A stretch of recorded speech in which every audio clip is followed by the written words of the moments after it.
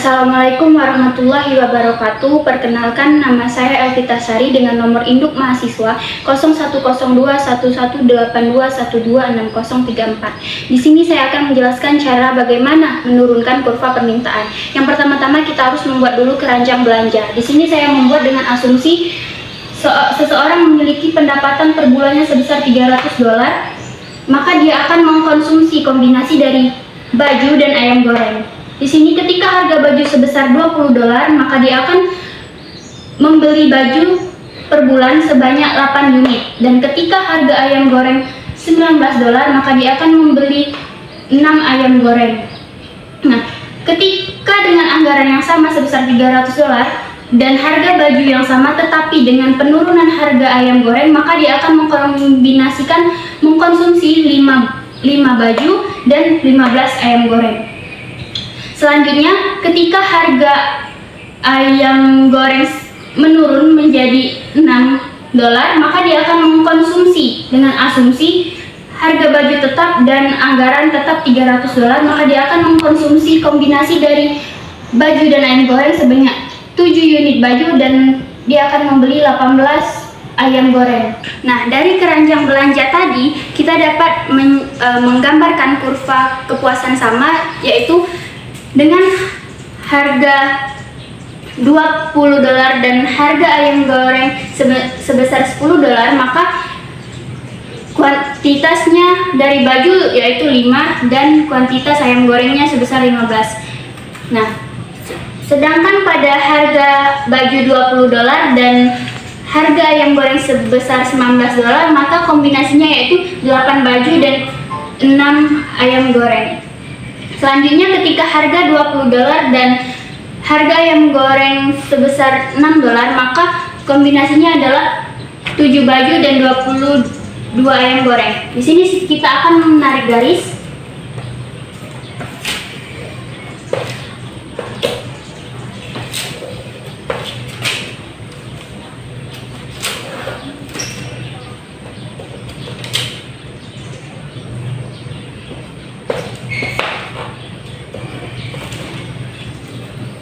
Nah, setelah kita membuat budget line ini, maka kita dapat menyimpulkan bahwa ini kepuasan pertama, ini kepuasan kedua, dan ini kepuasan ketiga.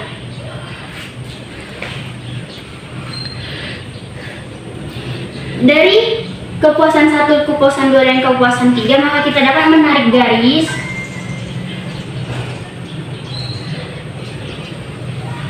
yang disebut dengan kepuasan harga konsumsi. Nah, dari kurva ini maka kita dapat menurunkan kurva permintaannya.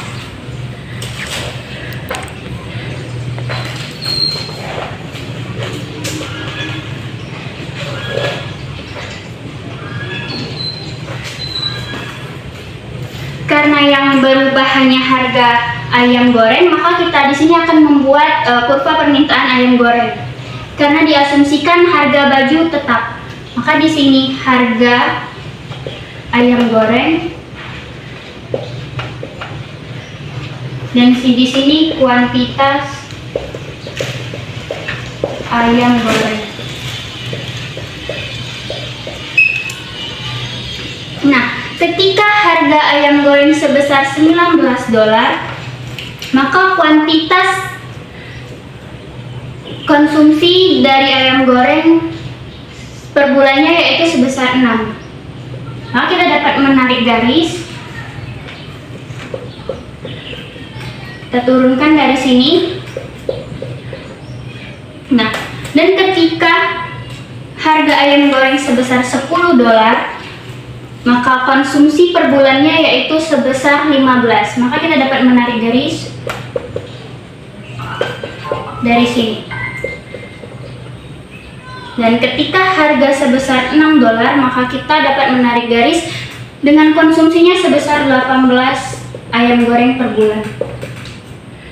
Tarik garis dari sini.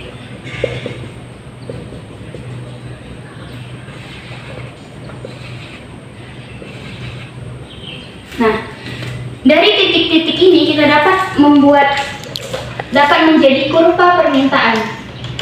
Ini kita buat garis.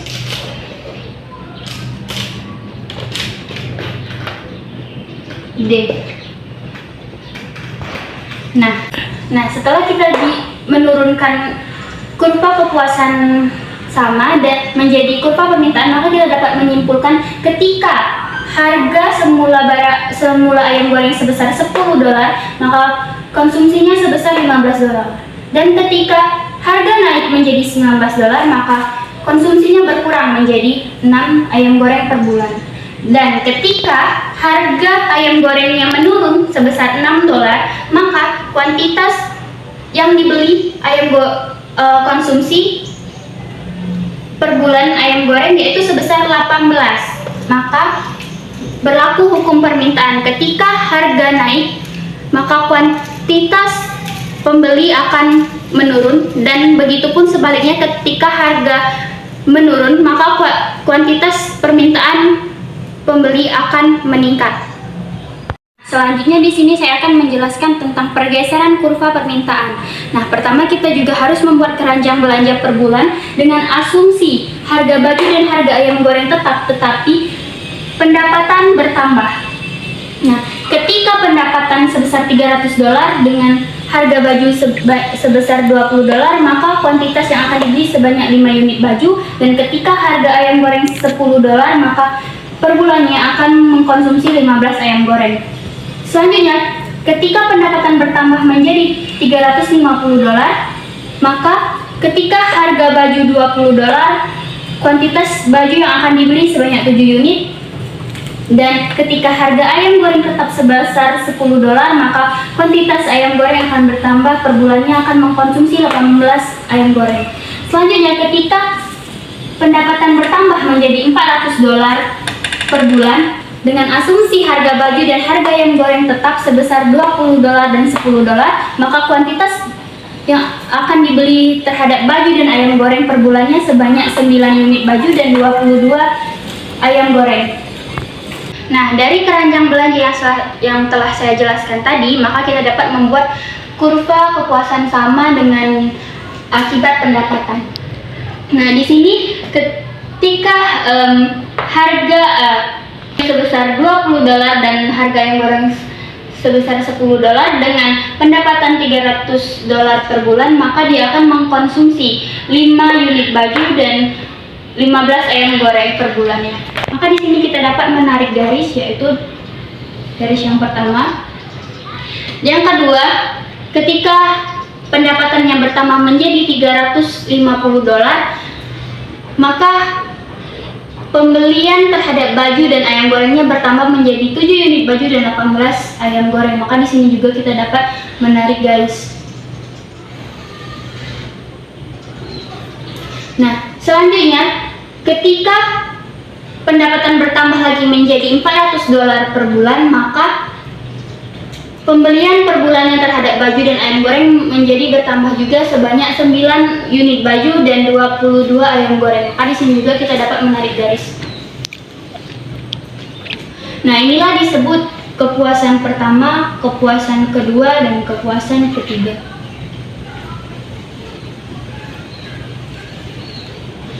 Dari titik-titik ini kita dapat menarik garis yang mana ini adalah kurva pendapatan konsumsi.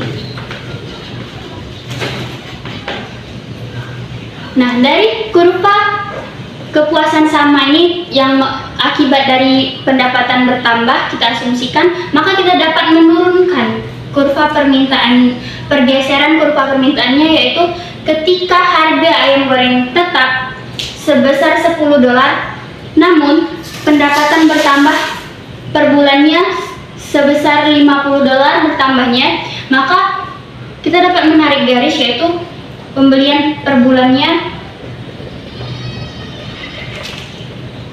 ketika harga $10 dan pendapatan $300 per bulan, maka pembelian terhadap ayam goreng sebanyak 15 ayam goreng per bulan. Nah, selanjutnya ketika pendapatan bertambah menjadi $350 dengan asumsi harga ayam goreng tetap, maka konsumsi terhadap ayam goreng bertambah menjadi 18 ayam goreng per bulan. Maka di sini dapat kita juga menarik garis, membuat titik. Nah, selanjutnya ketika pendapatan bertambah menjadi $400 per bulan dengan asumsi harga ayam goreng sebesar $10, maka konsumsi ayam goreng bertambah menjadi 22 ayam goreng per bulan. Di sini juga kita dapat menarik garis. Nah, titik-titik ini kita dapat buat kurva permintaannya, yaitu D1, kurva permintaan kedua, dan kurva permintaan ketiga. Nah, hal ini terjadi pergeseran terhadap kurva permintaan akibat pendapatan yang bertambah, bergeser ke kanan. Nah, maka ketika pendapatan bertambah, maka jumlah konsumsi terhadap ayam goreng juga akan bertambah dan kurva permintaannya bergeser ke kanan. Nah, di sini pada soal yang ketiga saya akan menjelaskan tentang kurva Engel. Nah, kurva Engel adalah kurva yang mengaitkan kuantitas barang yang dikonsumsi dengan pendapatan. Di sini saya akan menjelaskan kurva Engel yang pertama terhadap barang normal. Diasumsikan ayam goreng adalah barang normal, maka ketika pendapatan sebesar $300 per bulan, maka konsumsi terhadap ayam goreng per bulannya yaitu sebanyak 10 ayam goreng. Nah, selanjutnya ketika pendapatan bertambah sebanyak $350 per bulan, maka karena ayam goreng adalah barang normal, ketika pendapatan bertambah maka konsumsi terhadap ayam goreng juga akan bertambah. Maka ketika pendapatan sebesar $350 per bulan, maka pembelian terhadap ayam goreng bertambah sebanyak 15 ayam goreng per bulan. Selanjutnya, ketika pendapatan bertambah lagi sebanyak $400 per bulan, maka konsumsi ayam goreng juga akan meningkat dari 15 ke 20. Maka dapat digaris titik. Nah, ketika pendapatan sebanyak $400 per bulan, maka konsumsi terhadap ayam goreng sebanyak 20 ayam goreng. Nah, maka di sini kita dapat menarik garis, yaitu maka inilah disebut kurva Engel terhadap ayam goreng. Karena ayam goreng diasumsikan sebagai barang normal. Selanjutnya di sini saya akan menjelaskan tentang kurva Engel terhadap barang inferior. Nah, semulanya ayam goreng ini termasuk barang normal ketika pendapatan per bulannya $300, maka konsumsi terhadap ayam goreng sebanyak 10 ayam goreng per bulan. Nah, ketika pendapatan bertambah sebanyak $350 per bulan, maka konsumsi terhadap ayam goreng meningkat sebanyak 15 ayam goreng per bulan. Nah, ini disebut kurva Engel terhadap barang normal. Nah, maka ketika kurva Engel terhadap barang inferior, yaitu ketika pendapatan bertambah sebanyak $400 per bulan, maka konsumsi terhadap ayam goreng berkurang menjadi 12 per bulan, 12 ayam goreng per bulan. Nah, inilah disebut sebagai barang inferior. Maka ketika pendapatan bertambah, maka konsumsi akan berkurang. Nah, itu adalah disebut sebagai barang inferior. Nah, maka di sini kita dapat menarik garis seperti ini.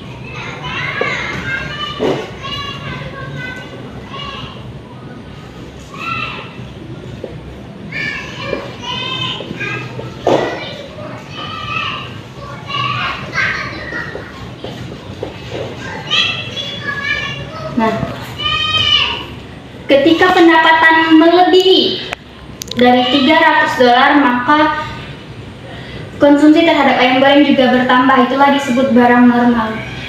Ketika pendapatan melebihi lagi 300 per bulan, maka konsumsi terhadap ayam goreng akan berkurang karena ayam goreng bukan lagi barang normal, tetapi telah menjadi barang inferior. Nah, Soal terakhir yaitu soal keempat. Di sini saya akan menjelaskan tentang eksternalitas jaringan. Nah, apa sih eksternalitas jaringan? Eksternalitas jaringan adalah situasi di mana permintaan individu tergantung dengan pembelian individu lainnya.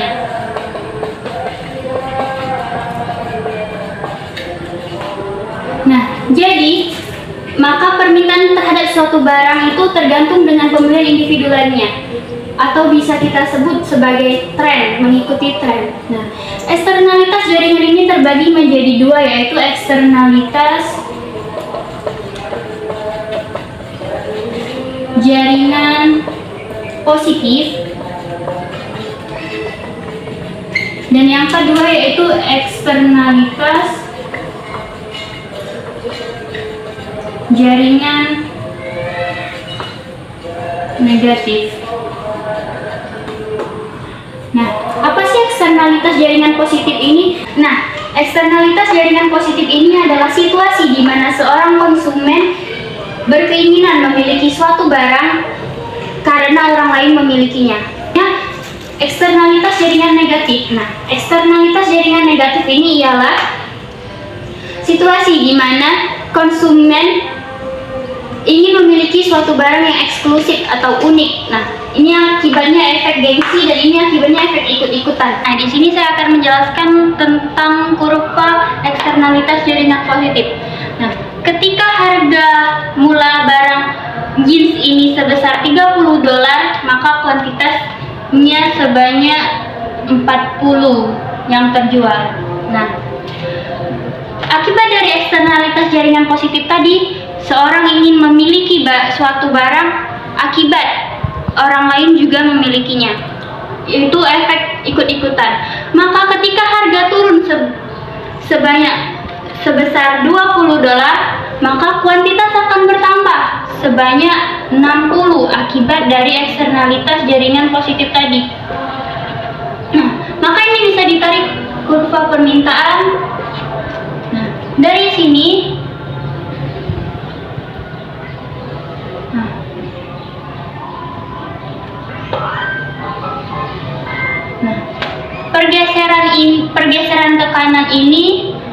pergeseran kurva permintaan ke kanan ini akibat dari eksternalitas jaringan positif ketika seseorang ingin memiliki suatu barang karena orang lain juga memilikinya. Itu eksternalitas jaringan positif. Nah, selanjutnya kurva eksternalitas jaringan negatif ini terjadi ketika permintaan konsumen terhadap suatu barang menurun akibat dari pertumbuhan pembelian suatu barang oleh konsumen lainnya. Jadi itu termasuk efek gengsi. Nah, maka ketika harga tas 500.000 semulanya kuantitas pembelian yang laku yaitu 50 tas. Nah, ini kita buat D1, permintaan 1. Nah, jika diasumsikan harga tas tetap 500.000 tetapi terjadi eksternalitas jaringan negatif tadi, efek gengsi tadi, maka pertumbuhan permintaan akan menurun menjadi 40. Kita tarik garis ini D2. Maka kurva permintaan akan bergeser ke kiri. Artinya terjadinya penurunan permintaan akibat dari eksternalitas jaringan negatif ini. Baiklah, itu saja yang dapat saya sampaikan. Apabila ada kekurangan, saya mohon maaf, dan kepada Allah saya mohon ampun. Wabillahi taufiq wal hidayah. Wassalamualaikum warahmatullahi wabarakatuh.